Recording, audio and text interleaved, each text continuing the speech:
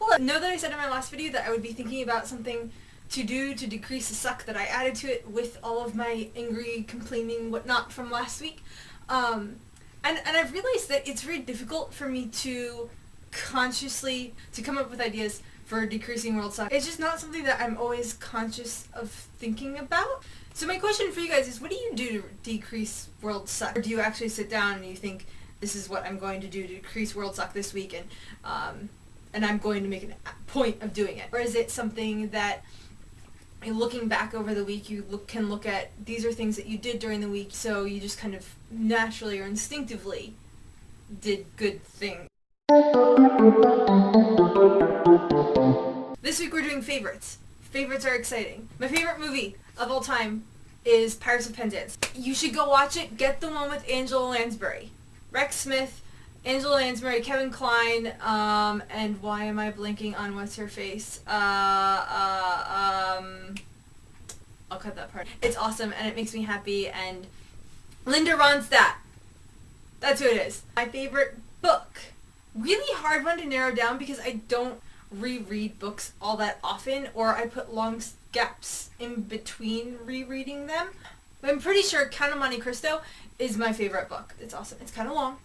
Okay, it's really long, but you should read it. My favorite band, I have never been able to figure this one out. So I thought I'd just tell you what I've been listening to recently. I've been listening to a lot of Fang Island, which is indie, kind of similar veins of Vampire Weekend, and a fair bit of Driftless Pony Club, simply because I'm trying to make it to their show. And Greg Holden has been a recent favorite of mine.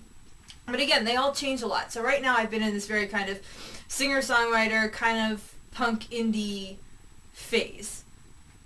I've noticed that I'm starting to move out of that towards the more rock aligned. I go back and forth between all of these. Heading in the rock direction currently. Just haven't yet acquired any new music that fits that genre. Favorite food. I love food, so this one also doesn't have just one.